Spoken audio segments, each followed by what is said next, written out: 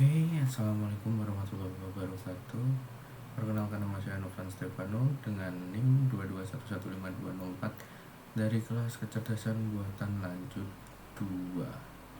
Di sini saya akan mempresentasikan final project saya yang awalnya berjudul klasifikasi resiko stroke menggunakan algoritma random forest dan SVM. Di beberapa soal UAS itu kita disuruh untuk mencari kelemahan dari jurnal yang kita buat, dan di sini saya akan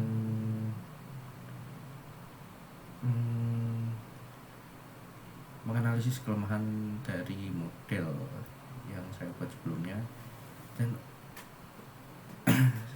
dari beberapa kekurangan ini saya mengganti judulnya menjadi klasifikasi risiko stroke menggunakan random forest dan XGBoost dengan pendekatan explainable AI atau SHAP.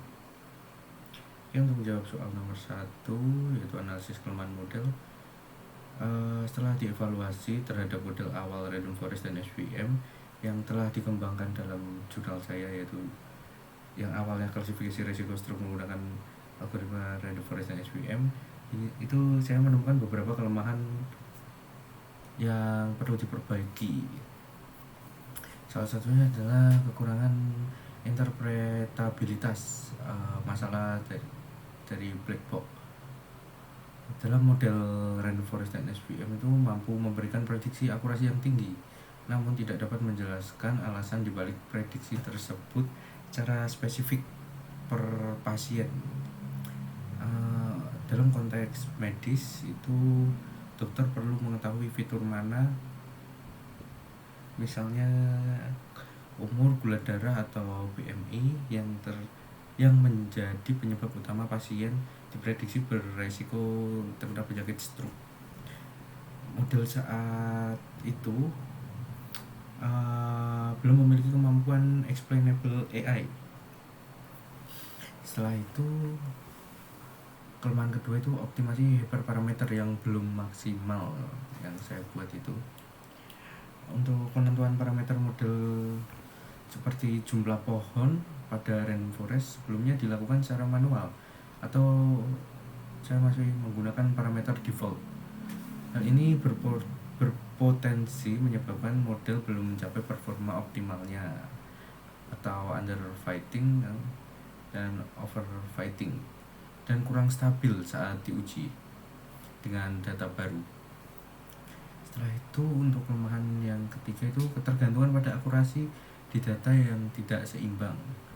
Meskipun telah menggunakan smooth, evaluasi model sebelumnya terlalu berfokus pada metrik akurasi. Pada kasus medis dengan kelas yang tidak seimbang atau imbalance, metrik recall atau sensitivitas seharusnya lebih diprioritaskan agar tidak ada pasien berisiko stroke yang terlewat atau false negatif.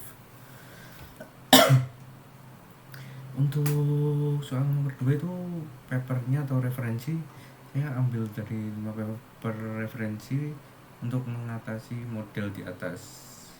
Itu cukup untuk mempertimbangkan judul dan kekurangan di atas tadi. Saya ambil dari dengan judul Explainable Machine Learning for Stroke Risk Prediction with SHAP. Setelah itu ada hyperparameter optimization in disease classification using grid search. Saya akan menjelaskan. Di judul pertama itu ide yang dapat diterapkan menerapkan model SHAP untuk memberikan visualisasi fitur yang paling berpengaruh terhadap prediksi stroke untuk mengatasi masalah black box. Untuk yang kedua, yang hyperparameter optimization itu menggunakan teknik green search CV untuk mencari kombinasi parameter yang terbaik secara otomatis dan sistematis. Setelah itu, yang ketiga, jurnalnya itu dengan judul Comparative Analysis of XGBoost dan Random Forest for Stroke Prediction.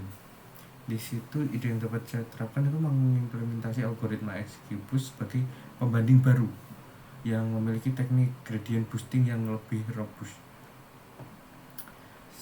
Paper yang ketiga itu addressing class imbalance in medical dataset. Di situ ide yang dapat diterapkan fokus perbaikan metrik evaluasi menggunakan recall dan F1 score daripada sekedar akurasi, jadi tidak cuma bergantung pada akurasi lagi. Untuk paper yang kelima itu fitur importance analysis in health data. Di situ idenya menggunakan plot fitur importance untuk memvalidasi apakah model mempelajari pola medis secara benar. Untuk yang ketiga itu penerapan insight dan analisis hasil. Oke, dari sini sebentar.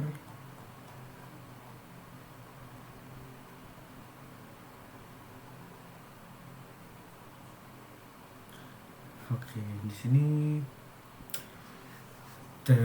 berdasarkan paper 5 paper di atas itu saya telah menerapkan 3 perbaikan utama pada project saya, yaitu optimasi hyperparameter dengan Green Search, penerapan explainable AI, dan penambahan algoritma XBoost. Di sini yang saya tambahkan itu adalah model XBoost-nya. Itu untuk analisisnya, hasil optimasi hyperparameter Green Search dengan menerapkan Green Search CV pada algoritma random forest, model kini menggunakan parameter otomatis yang telah divalidasi silang atau cross validation. Dan yang kedua itu analisis explainable atau sub, penerapan sub atau supply additive explanation memberikan wawasan mendalam mengenai kinerja model. Untuk visualisasinya seperti ini yang dapat saya akan menjelaskannya, yaitu berdasarkan grafik sharp ini.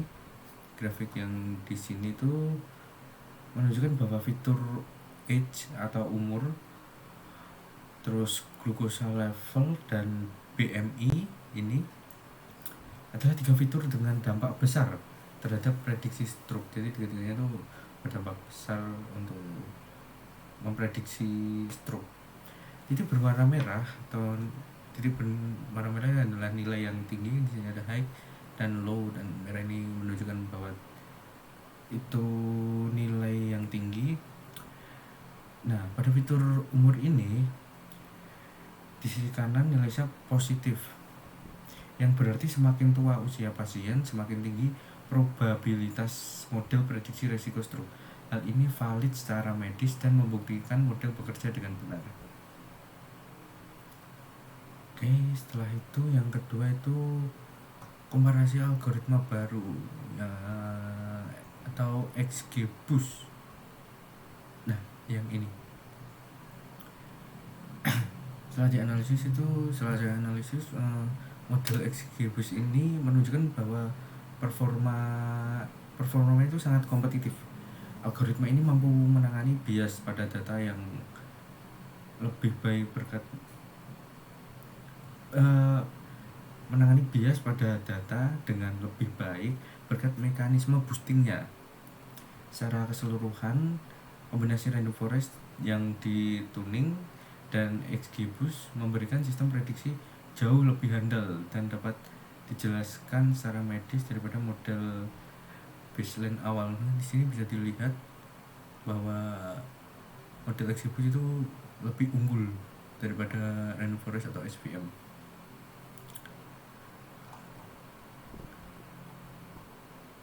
Oke, mungkin itu saja yang dapat saya jelaskan mengenai final project saya.